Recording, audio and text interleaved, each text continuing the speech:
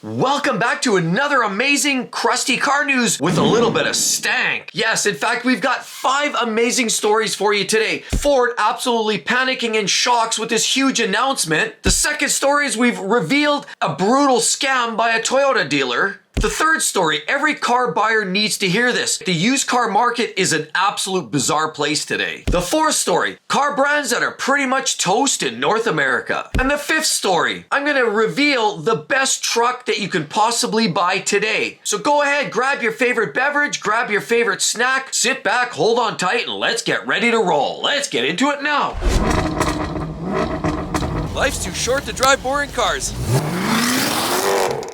First story today, we're going to talk about Ford, how they absolutely decimate and shake up the car market with this huge announcement. Things have been stressful and the struggles are real. We're hearing about all kinds of challenges in the industry today, where tariffs hitting the market in Canada and as well as Mexico, and we're about to see how that impacts you, the buyer, on some of these truck prices. First of all, look at all of the new Fords piling up on the lot. The trucks are loading up, and unfortunately a lot of these are still the outgoing 2024. Here we're also seeing a lot of vehicles that you couldn't find a couple of years ago, even last year. A lot of these Mavericks, now we're starting to see them piling up as well. That's a clear indication that they finally caught up, and now in fact the day supply has gone through the roof. Unfortunately, Ford is up over 110 days supply right now, meaning they've got a lot more inventory and not enough customers. To make matters worse, a lot of the standard smaller F-Series pickup trucks are built in the US, Missouri, as well as just south of the Ontario border. The unfortunate part is all of these F-Series pickup trucks that you see parked along the roadway here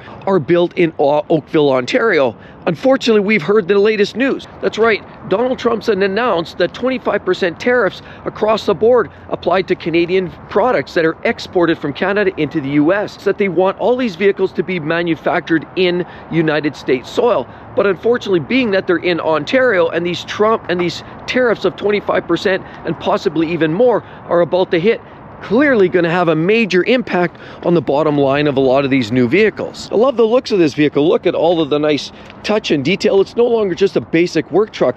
These clearly are dressed up very nice. Beautiful high gloss rims, big fold-away mirrors. These are always great. Ford has some of the best mirrors. I like the F350, of course, and it's an XLT. So it's clearly a lower to mid spec. I mean, a XLT is not a high trim, but you do get painted handles. It's not totally stripped right out. Of course, step guards right there so you can get up in this huge truck. This thing is absolutely massive. LEDs at the back, a very nice truck. Definitely worth hauling a lot of weight around. But this vehicle, how much is this actually going for? Let's take a quick look here on the window sticker. Well, here we have the Super Duty XLT, and there we are, $103,000 for an XLT F350 higher trim level vehicle. Here's a Super Duty. This one is a Platinum.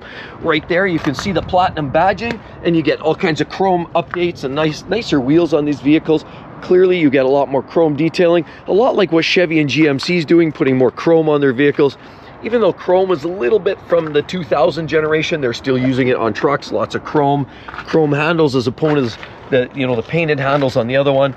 And of course you get a lot more details here, more interesting wheels, FX4 off-road, and naturally this is also a single rear wheel, so not the full dually, but it is a Platinum Super Duty, as you'll notice right on the back badging.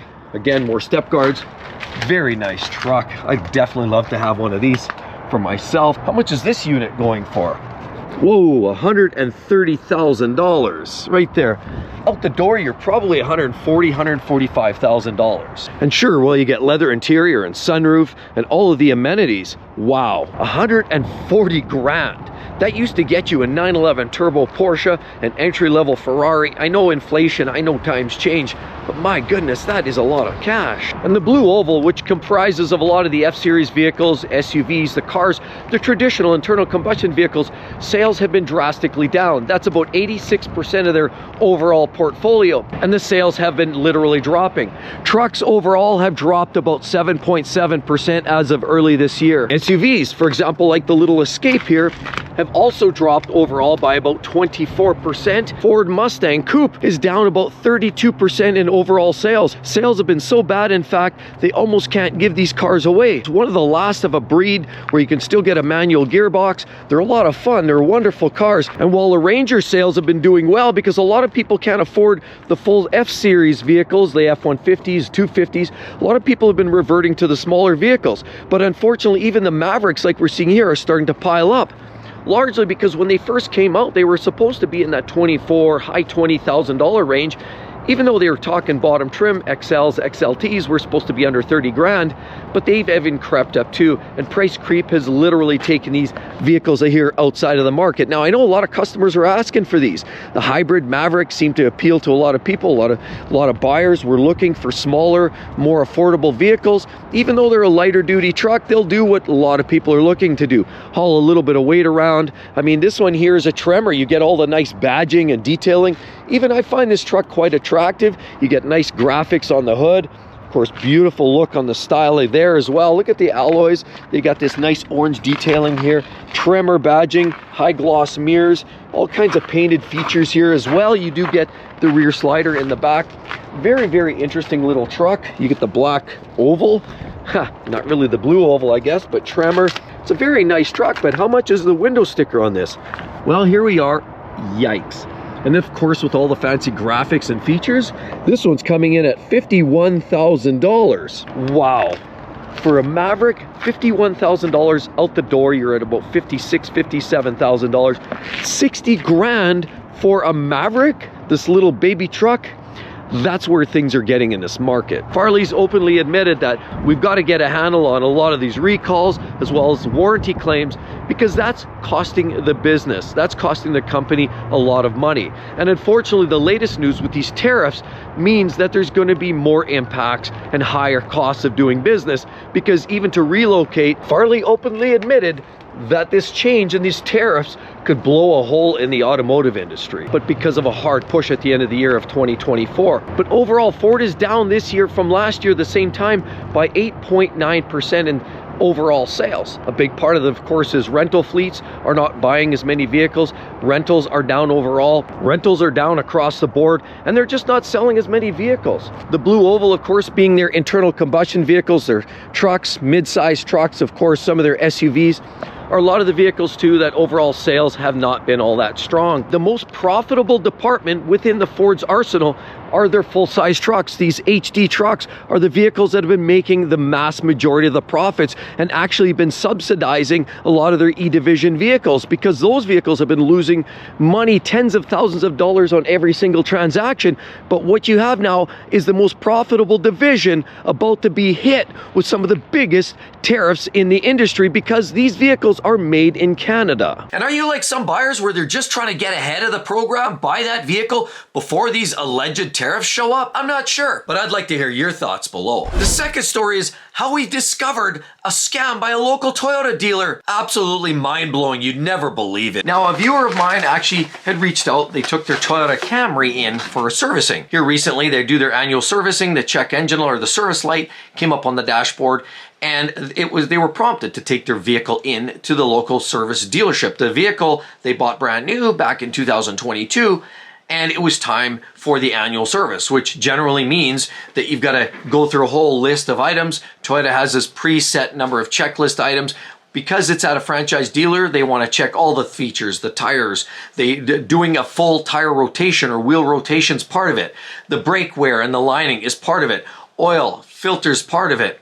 And of course, checking all of the other fluids and the filters and going through it from top to bottom. It's not a major service. They left the vehicle on the lot for a number of hours, of course, as you would. Most customers they take the car in, they drive it to the dealer, pull up to the service bay, and then hand the keys over and say, thanks. When will it be done? They'll say, well, we'll give you a call, or maybe at the end of the day. And this happened. It was no different. But then there is something different that happened in this particular visit. Because what actually happened here, as the story goes, is they dropped the vehicle off as normal. The day came, the day went. But as it stands, the customer, the viewer who shared this story with me, was actually sitting for part of the time during, waiting for some of the process, walking around the waiting room or in the general service shop. And they were walking around, and they looked outside and they saw their car, sort of halfway through the day. All of a sudden, be driven very hard and very aggressively down the service road in front of the dealership. And I thought, well, that was kind of peculiar. The car even sounded like it was blowing smoke, so it was very cold out. Probably not the best thing to do for a cold engine. But they saw their car fly by, and they could tell by the little dingle-dongle that was hanging in the front on the front mirror. Okay, fine. Sometimes mechanics take cars out for a little test drive, make sure everything's working. But really, there wasn't anything out of normal, and so the idea of having to take the vehicle in for just a basic service check generally didn't warrant having to do a road test. I mean, road tests, if there's a weird noise or something strange or something not driving right, that's usually when mechanics take road tests. But why would they take a vehicle out for a road test, post, doing a few basic checks? The day finally ends, your car's ready to go, they go and pick up the car. Pay the bill. The bill was something like $130, $140 in Canadian funds. Okay, this is pretty typical, not extraordinarily high. And again, they go through all the items, including even the floor mats, because remember the issue that Toyota had a few years ago with floor mats, how they were locking up in the accelerator pedal and their sudden acceleration problem became a front page news item. So even that makes the list of items to check.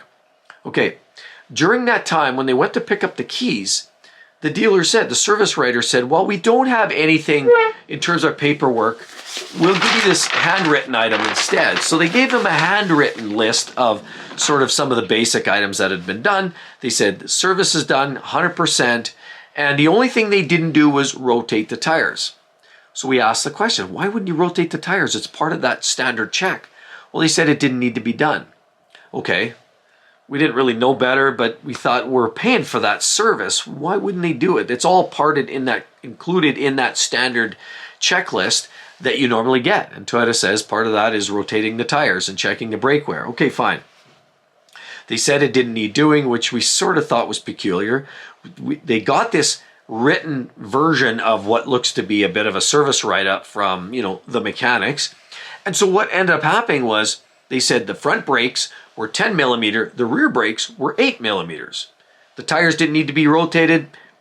It wasn't asked any further. It didn't push the issue other than they said that they would get the paperwork, the final copy, once their program was working, because apparently their service program system wasn't working. And this just happened a month ago. I know we had this bit of an outage. Remember about a year ago, there were some issues with a lot of dealers dealing with these shutdowns on their service programs, and some of that was a problem here earlier in the year, but there was no news of that being an issue here as of recent. So got the paperwork, the scribbled notes basically saying everything's good, your brakes are 10 and 8 respectively, and you should be good to go. Well, first of all, these are steely wheels. I just want to paint the picture for you. Steely wheels. In other words, they just have those little perforated holes. They're black, because they're winter wheels that were put on the vehicle for the winter.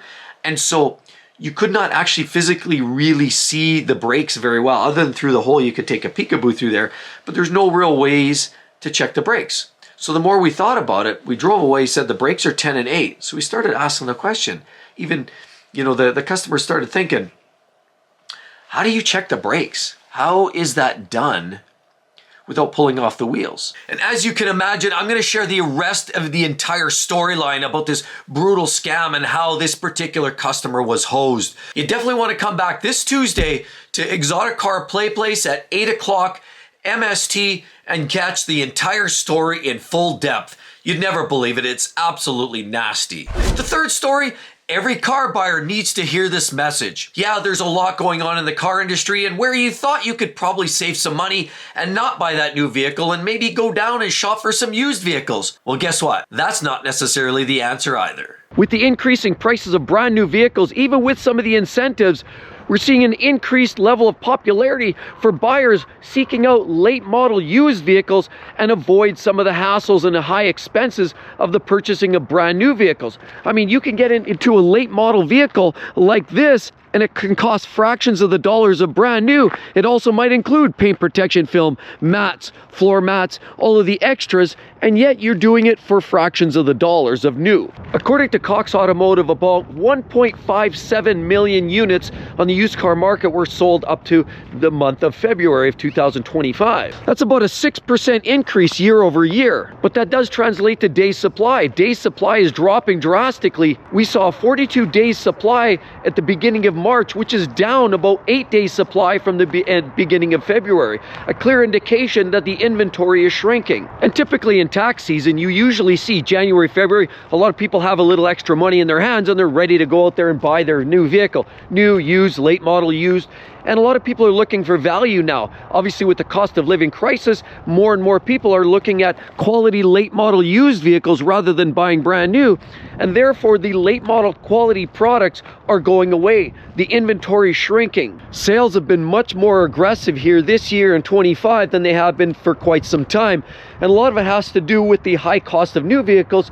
Used is becoming much more popular. A lot of Toyota dealers are charging as much for their late model used vehicles as they are for brand new. The difference is you don't have to wait. You can walk up, I can throw the credit card down and buy this car today.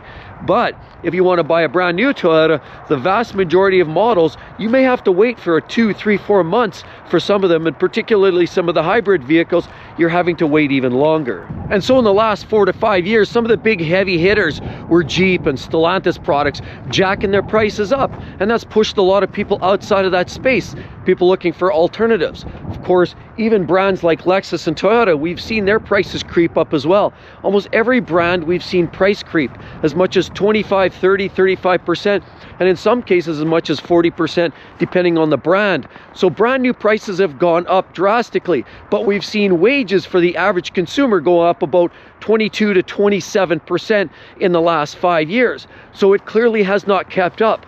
So people are looking for cost-effective ways to get into a market. They don't want to spend that $85,000. They don't want to spend that $60,000. Rather, they're looking for something a little more cost-effective. $30,000 seems to be the market. And we spoke of this last week, where more and more customers are looking to stay around that $20,000 to $30,000 range.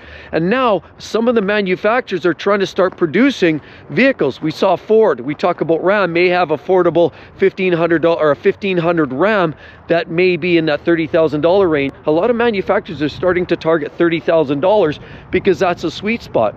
So if that's where the customers have to be with their budgets and their cost of living, well, where do you think that puts them? Either the manufacturers have to get up to speed and start producing more cost-effective vehicles on the new market, or more and more customers are looking at late model used because these offer some benefits. Late model, you get low mileage. Sometimes you get certified pre-owned warranties. Sometimes you have just all the style and modern technology, but without having to spend the full beans. What you're starting to find is supply and demand is kicking in fast and furious. With all that downward pressure from high prices on new vehicles, that leaves a lot of the quality late model product like this ready to scoop up. Well, consumers comes along, and because there's less inventory on the used car market, they're likely going to overpay or pay more because there's not a lot behind it. And the dealers know that. The dealers know that they're going to have to charge as much as they possibly can for some of those late model used vehicles because they don't have the inventory. The day supply is dropping. Consumers are showing heavy interest in late model used vehicles, and therefore they're holding prices. That's all that's going to do is continue to driving used car prices up. Continue pushing the consumer down into a lower level of used vehicle. What you're having today are the late model used are now costing as much as brand new was about 5 years ago. Clearly prices have all tiered up and it's getting unaffordable. Part of the reason as well we don't see the inventory on the used market is because 3 or 4 years back we start thinking about what was happening in the lease market. The leases were not taken out because customers were not leasing vehicles because the high interest rates that jumped up back around 2022, and as a result less leases hit the market. When they come back 2 or 3 years later, that lag effect, those cars just never were there. We didn't see them in the auction houses, we didn't see them on the dealers' lots, and therefore there's literally less inventory. That naturally creates lower volumes and again a higher demand. So as we start to see affordability on a lot of late model vehicles go down because the prices are going up, more people are electing to go even older. 5 or 10-year-old vehicles. We look at this little Tiguan. This is so far removed from brand new model, but people are having to start to resort to buying the older vehicles like this, and there's a few more of these parking around on the lot. Or Dodge products like this. Even these are starting to pile up on the lot. We're seeing more and more of these vehicles because dealers are starting to reach out to try to get a hold of anything that they can just to have inventory on the lot. That means you're going to start paying that. You're going to start paying more for those vehicles. Once the dealers get their hands on a lot of these older used vehicles, that usually means that they're going to start putting on their extra fees, all their admin fees, their reconditioning fees, and they're going to try to sell you on some extras, a little extended warranty. And that just means a phrase that I like to call, you put a little lipstick on a pig, but it's still a pig. So I mean, even this vehicle here, this older BMW, it's a 2018 already, it's got significant mileage on it. So this vehicle here is already 7 years old. And there was a time when you would never see a 7, 8, 9-year-old vehicle on a late model franchise car dealer.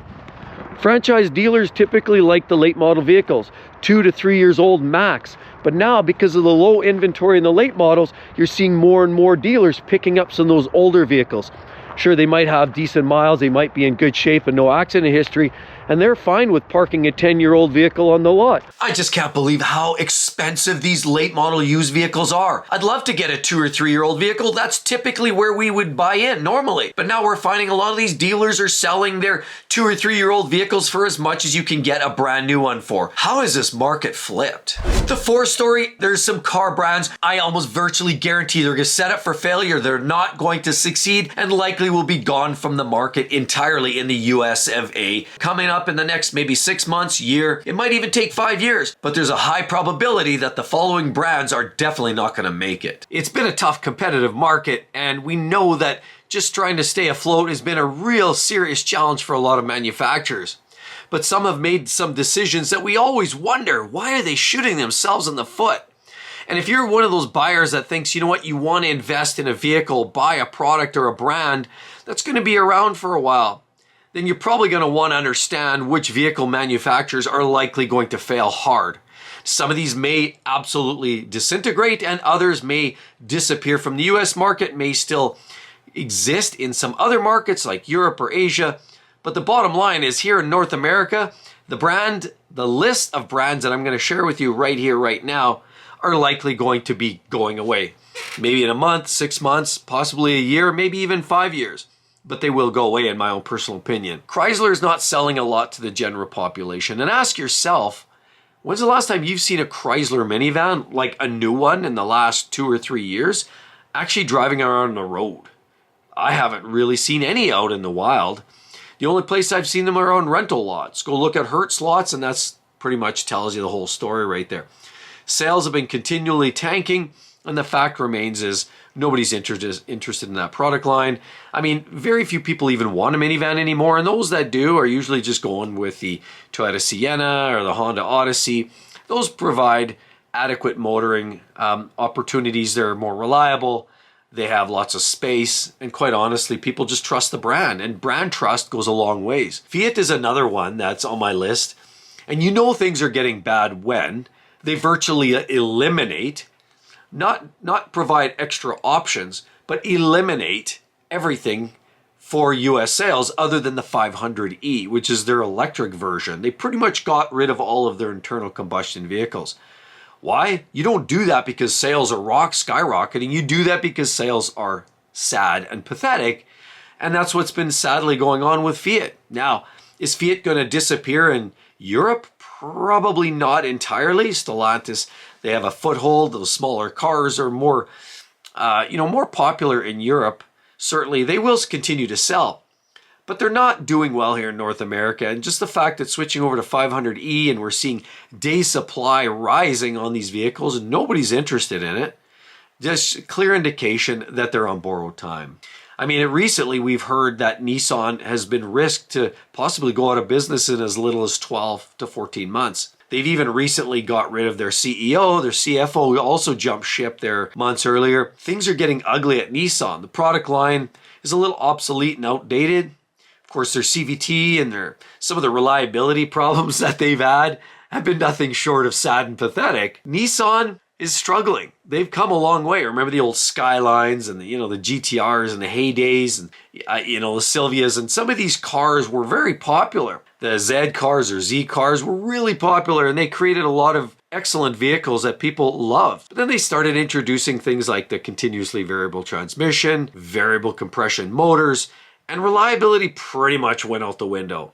Got so bad, in fact, that they were looking at the writing on the wall. And unfortunately, as bad as it is for Nissan, it's even worse for Infiniti. You know, they have models that nobody's interested in. Really, essentially, all they have are SUVs. Their cars really aren't all that appetizing. Reliability issues with some of their vehicles. And Infiniti, because it's the luxury upscale of Nissan, is even more niche. And as a result, sales are in the toilet. They basically had Nissan's premium brand enjoyed a 39% sales increase in 23 compared to 23% for Nissan USA, both brands. Even if Infiniti sales totaled 64,000, 1/5 of Lexus US sales last year, so far Infiniti had only sold about 32,000 vehicles in the US as of July of 24.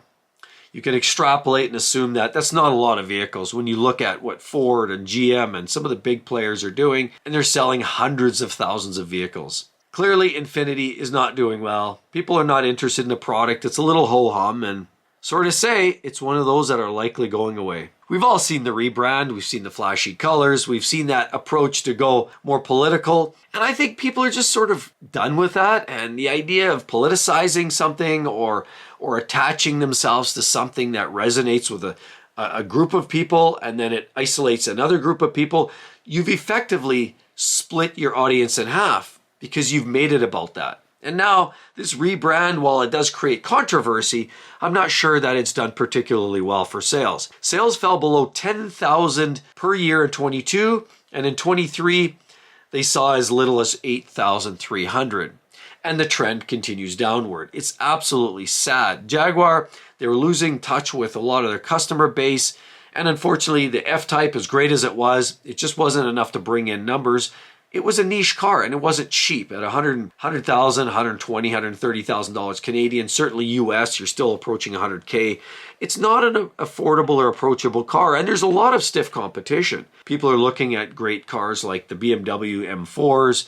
People are looking at cars in the Audi territory, Porsche, and it leaves Jaguar, as great as those cars are, a little bit orphaned. The E-Pace, the F-Pace, some reliability issues, diesel engines. We heard about drive shafts ripping off because the bolts were too short, diesel problems piling up timing chains. There's been some problems, reliability. And because they're a niche brand, they were focusing on a niche buyer, but the niche buyer had options to look elsewhere. When you talk about numbers comparatively, Land Rover sold 66,000 SUVs in the same time that Jaguar sold 8,000. So if that's any perspective, Buick, popular in China, of course, Chinese-made products, and the majority of them are basically made in China.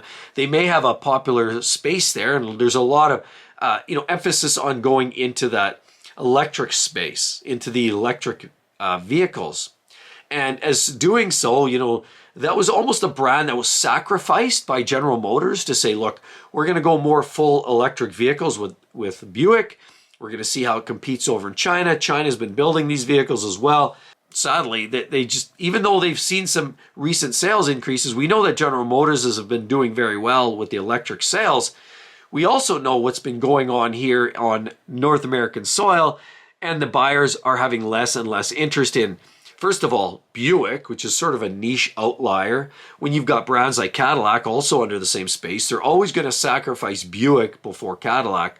Even though some of the, Envisions and some of the smaller SUVs that Buick puts out have been selling fairly well. They've got some pretty good sales numbers. The fact remains is they're just not sustainable. And in North America now, where there seems to be that removal of the EV mandates, more buyers are going to start reverting slowly back. If they are interested in going electric vehicles, Buick seems to be that brand that's an outlier. Things were so rough for Buick, in fact, that they were actually talking about getting rid of some of the dealer networks. I don't see Dodge doing particularly well. We see sales. The Hornet really struggled last year. Days supply were extremely high for the Dodge Hornet, and nobody wants them. I don't know if you're interested in buying a Hornet. I don't know. It's an Alfa Romeo Tonale, but I don't know. It just doesn't seem to appease a lot of buyers. They're kind of pricey. And again, it's Dodge, it's Stellantis, and the reputation. Nobody really cares anymore. The Durango's old and obsolete. There's also a little bit of a trigger there for the builders with UAW, of course, where there was threats that they were going to start moving the production of the Dodge Durango north of the border into Canada. Of course, now that's all likely changed because now every brand is trying to hustle their production and manufacturing outside of Canada, outside of Mexico, so that they can rebuild in the US. Otherwise, they're going to be facing these massive 25%, maybe 50% tariffs that were imposed by the federal government. So here we are. Dodge, they don't have a really compelling arsenal. Of course, their Challengers, Chargers, now going with the EVs in their full-size hot rod cars does not appeal. Lincoln, another heap. Basically, Ford remains all in on partnering with the Chinese battery company Contemporary Amperex Technology Limited, CATL, and that could extend the Lincoln's life into the 30s. But again, we're talking about in the Chinese market. It's not all that popular. It's not that popular in North America anymore. And again, people are more reverting to Ford. Go with the volumes. And Ford's always going to lean on the volumes. Maserati, another big one. Basically, they have not a promising future in North America. We know what's going on with Maserati and the association with Stellantis in North America. There was debate here last year where they were talking about possibly just selling it off, get rid of it. Get rid of the Fiats, the Alfa Romeos, the Maseratis, because they were not selling in North America. Very few sales. Sales were in the toilet. And a big push there was, of course, Tavares continually trying to push these products on North American buyers. Now, granted, the affiliation, with some of the bigger players and being more of a niche brand seemed to appeal as a certain type of niche buyer. There was always somebody that wanted a Maserati. But unfortunately, because it's such a niche buy and because it's such an extraordinarily expensive vehicle to start with, it just seemed to lackluster sales. Nobody was buying them. It just didn't move. And now, unfortunately, the reputation of it, gross depreciation. I mean, you could buy one today and then try to trade it off next year, and you'll find that all they're going to do is give you maybe 55% of its original MSRP price on a trade-in value. You're going to lose your shirt. You're going to lose. I've seen some of these vehicles with depreciation as much as 75% in 5 years. Can you believe that? You lose the vast majority of the value of that vehicle like that. Part of it is the reliability. Part of it is the brand in North America, their lack of popularity. Part of it is the Chrysler parts bin. I mean, look at some of the switch and the power and the knobs and the buttons inside, and you recognize it from Chrysler minivans and Dodge products. And you're welcome to a host of Chrysler 2-bit parts. And that's a big part of it as well. It's the turds that they put into it. And Maserati is at huge risk in North America. So is Mitsubishi. The Mirage, they're already pretty much getting rid of that. They look funny. People laugh at them. You figure you're in a clown car. And while there are people that do enjoy them because they're super cheap to run, it's some people I've heard actually comment that they feel embarrassed to be driving around and they get tinted windows because they don't want to be seen driving one. But then they have the Outlander, which is a little bit of a compelling thought, kind of, because you can get a plug-in hybrid. But the problem with that is it's not an amazing buy. It's not an amazing product, although it's a small market and plug-in hybrid vehicles are kind of sought after. I mean, look at the Toyota RAV4. They have a plug-in hybrid, the RAV4 Prime. They were really popular, but the problem is they were hard to come by. So that left buyers looking at this and thinking, yeah, if I can't get that Toyota, I want a plug-in hybrid. I like the idea of running 20, 30, 40 kilometers on a charge before it even starts up the engine.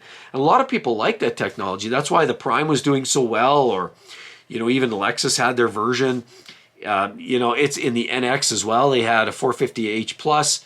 There was some desirability in that plug-in hybrid space. And so Outlander and Mitsubishi came up with one of these too.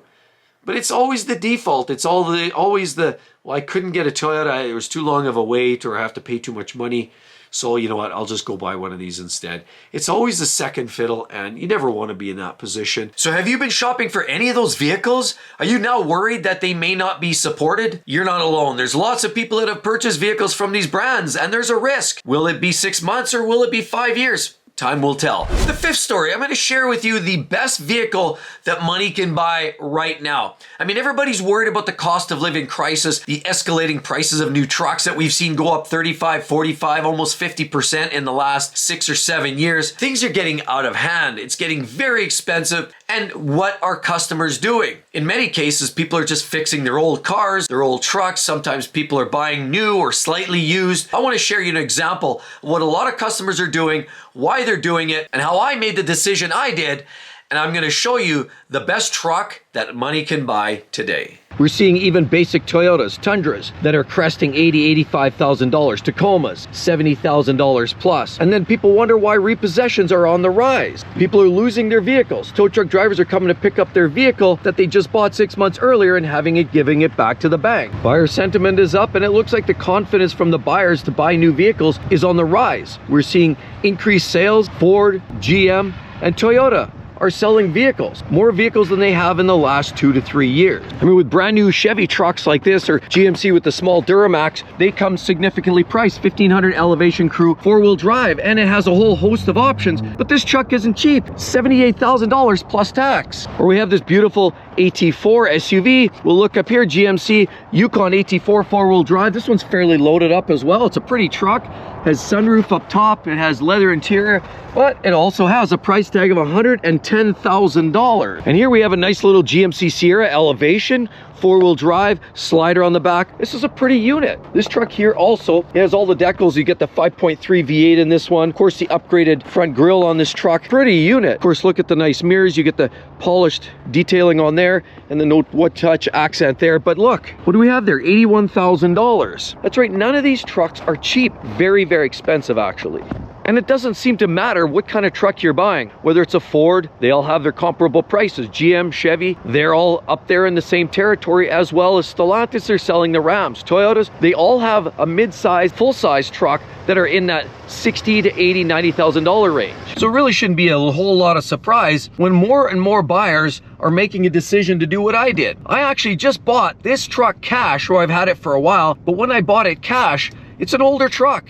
This is a 2003 Ram. And is it better than the rest of these trucks? In some ways, yes. In some ways, no. I mean, I don't have leather interior. I don't have all of the fancy grills. I don't even have a big screen. I have a very simplistic looking design right there. Why is this truck better than all these other trucks? And why are a lot of buyers doing what I did? Owning an older truck, owning an older vehicle. I mean, look at all these beautiful trucks. They're absolutely gorgeous, and I'd love to have my hands on any one of these. Certainly, maybe one day if I win the lottery, I will. I mean, I look at some of these right here. We have GMCs with the big fancy grills. Absolutely pretty trucks all the way around. We have diesels, gas jobs, 6.2s, 5.3s, all kinds of vehicles to choose from. And according to Cox Automotive, the average interest rate on a new vehicle is 9.68%, with a 14.72% rate on used vehicles. So nobody's getting a discount, and yet, how do you explain the last 5 consecutive weeks throughout March and the end of February, sales have been on the rise every single week over week? As a matter of fact, they saw a tick in overall sales growth of trucks, cars, SUVs within the end of 2024 and the beginning of 2025. And customers are deciding to spend a lot more on used vehicles these days because of the high prices and the high interest rates. So they elect to go with the depreciated version of slightly used vehicles, like a lot of these Toyotas parked on the side row here. And yet, because of that and the low inventory, prices are not dropping. As a matter of fact, prices are going up substantially on most used inventory as well. And according to data, what we're seeing is the inventory is actually dropped by about 4 days supply across the entire industry today, as it was back in 2019, of course, pre-pandemic levels, when inventory levels were pretty standard. Then of course we had this shortage, and then naturally the spike. And a lot of YouTubers are out there saying that we have this growing inventory that's not selling. The fact remains is we're seeing a lot of product getting gulped up, getting consumed. And yes, while a lot of these vehicles are hitting the lot, we're seeing a lot of the inventory start to land on these car lots of every single manufacturer. The bottom line is vehicles are selling, new and used. As a matter of fact, wholesale prices are going up too. People are buying anything late model used. The auctions are busy. The new car dealerships are busy as well. And as well, if you're trying to sell a late model used vehicle, guaranteed you probably had dealerships trying to reach out to you to try to buy up your product. They're trying to get late model quality used vehicles on their lots. There's a lot of interest in vehicles these days, and consumers are spending money, even with these high interest rates. And some manufacturers like Nissan have been incentivizing their products, really trying to push the sales. And that's a big reason why the early part of 2024, they lost 99% of their profits. It was all marketing, incentives, trying to get their vehicles pushed out to the customer. Unfortunately, not all manufacturers are doing that. People are still buying the products regardless. They're buying the product, not the incentives. And while incentives have been helping at the end of 2024 to get product pushed out the door, the fact remains is a lot of products are just simply selling. So manufacturers like Nissan, you've got restyled Armadas, and some of their new vehicles, of course the new Sentra, they're selling their products. They're still bringing customers in the door. Even with lower grade quality and this illusion that some of the products aren't all that reliable, the fact remains is people are still buying. And even more popular are the full-size SUVs, large pickup trucks, Rams, of course Fords, and everything in between are still selling at an alarming rate. What is going on with the cost of living crisis? Well, people are clearly still buying. And as long as the banks are lending money out, people continue to sign on the dotted line and spend money. Now we know subprime buyers are seeing record levels of repossessions up in the tune of 7 to 8%. We're unfortunately also seeing unemployment rates reach high new lofty levels in the US and Canada. You would think that would also have an impact, but no. Cars are still going out the door. Dealers are still selling vehicles. What's coming in is going out, and a lot of these vehicles are strictly selling. How do you quantify when people are running out of money but they still continue to buy? Well, a lot of people are they're risk averse. They're not worried about losing their vehicles. They're not worried about getting repossessed because, as we've already shown and demonstrated, repossessions are on an all-time high. So how do you prevent that? Well, a lot of buyers are saying, look, I'm not that risk averse. I don't want to take a chance. I don't want to buy a vehicle that I have to be paying $1,200, $1,400, $1,500 a month payments on. Rather, people are often reverting back to the old idea of cash is king, and where a lot of manufacturers like these German brands are usually a premium dollar. It doesn't feel like the value is added there, and unfortunately even Audi is now faced with massive layoffs. They're talking about in that 8,000 type of workers getting laid off coming up very soon. They tried to agree to some of the union arrangements, but unfortunately for Audi and the Volkswagen Audi group, they're not selling a lot of vehicles. And unfortunately for them, a lot of the products are based on the electric vehicle segment, the EVs. Well, they're competing. A lot of their sales are down because their Chinese sectors have been basically consuming their low-cost Chinese-made manufactured vehicles instead of going for the premium import vehicles from Germany, like Audi, Volkswagen, even Porsche, and even BMW is seeing sales down drastically because a lot of consumers are looking for deals. And that just doesn't begin and end with Canada, US, Europe, even China. They're starting to read the writing on the wall. They're looking for value. And while these are wonderful vehicles, these Audis, you get all kinds of S4s, RS products, all kinds of great vehicles. The point is, not everybody's looking for that. But regardless of a few anomalies like Nissan, like Volkswagen, Audi, a few anomalies like that that aren't selling at record numbers, like some of the big domestic products or even Toyotas and Hondas are selling quite well. The point is, these vehicles are selling. The entire industry as a whole is down on inventory. Day supply is down on virtually every brand. And it begs the question, why, if during a cost of living crisis, are people spending all their hard-earned dollars? More people, though, believe it or not, are making a different decision. And while we're seeing increased sales in trucks, SUVs, that's primarily because in a lot of ways, that's a need to have. People need them for work. People need to haul their trailers. People need to get around, and they're very practical. But what is less of a need to have, and you're seeing this happening in the market ever so clearly right now, is something that we didn't see 2 or 3 years ago, is the money's shifting. That's right. Now vehicles like these beautiful Corvettes, you're seeing this massive lineup of Corvettes that we never saw merely months ago, even years ago. These vehicles would never be out here. Rather, we're seeing this huge lineup of Corvettes here just piling up, not selling. Corvettes, Corvettes, Corvettes, and more Corvettes. People are not buying these vehicles. There's such a massive selection of these vehicles out here because where once you couldn't find one to save your life, now they're piling up left, right, and center. So people are clearly looking more for value and more of the need to have rather than the nice to have. And that's where the market has shifted a little bit.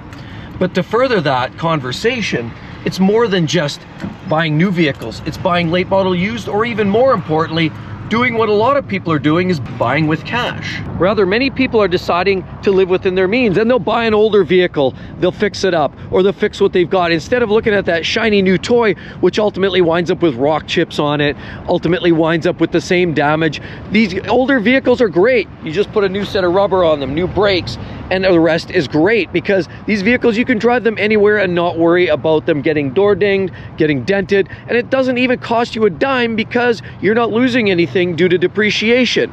All right, let's get in, shall we? And it doesn't have all the latest technology. I don't have the big screens. I don't have the digital display. Things are very simple in here. Of course, everything works, and that's all I needed to. Everything's knobs and buttons and switches, and everything is just simple. No haptic, capacitive controls, just a simple layout with buttons, knobs, switches, and everything is quite very simple and easy to use. Sure, a lot of these older vehicles, you start looking at vehicles that are 5, 7, 8 years of age and older, they're from a simpler time. The vehicles didn't have all of those issues. CAFE standards weren't a thing, high emissions weren't a thing, and they just ran. And so while a lot of people are out buying brand new cars, trucks, SUVs, we all need to buy them. I mean, that's what the world goes around. Obviously, it's one of the biggest economies in the world, are the automotive sector. The fact remains is they're not getting less expensive. And it's always great to go out there and buy something new, but it's got to be under a certain criteria. You don't want to be paying too much interest. So ultimately, if you can buy cash, or the majority of it cash, so you're not paying a bunch of money to the bank, it's bad enough that we lose on depreciation. But why would we want to give more to the banks than we actually have to? So there's that factor. Another conversation is just the sheer cost of these. You've got to go in at the right time of the year. You've got to negotiate some great deals. But ultimately, if you can't get a great deal, if you're not getting a price that you feel is fair, and if you're not buying with cash or keeping your interest rates down close to zero, then you're giving money away hand over fist. And that's okay if you live within your means, but ultimately know this: when we see numbers like the repossessions that are on the rise, it makes us wonder why people put themselves in harm's way. Why put yourself in that predicament? If you can afford it, 100%, that's awesome. But if you're struggling to make ends meet, the last thing you should be doing is buying yourself an $85,000 truck. If you don't want to have stress in your life, definitely keep things simple. That's why a lot of buyers now are deciding to buy what the best truck in the world is. And that's a truck that's paid off. Would you buy an older truck as well? Are you gonna maybe fix up some of your old vehicles? I mean, buying new is absolutely awesome. Even late model is ultimate. You get a brand new vehicle, you get some of the warranty and some of the features without always paying the full beans. But these prices are still extraordinarily high. So when they come down, that could definitely be the approach. But until then, I'd like to know what most of you are thinking about doing here in the upcoming months and weeks when we're talking about buying your next vehicle. And with all of that said, check out that video, of course. Some of the goofiest joke vehicles. I don't even know why they're in the market. Absolutely bizarre. And down there as well, you want to find out some of the most reliable vehicles in 2025. Hope to see each and every one in the next one. We'll see you all real soon. Bye-bye.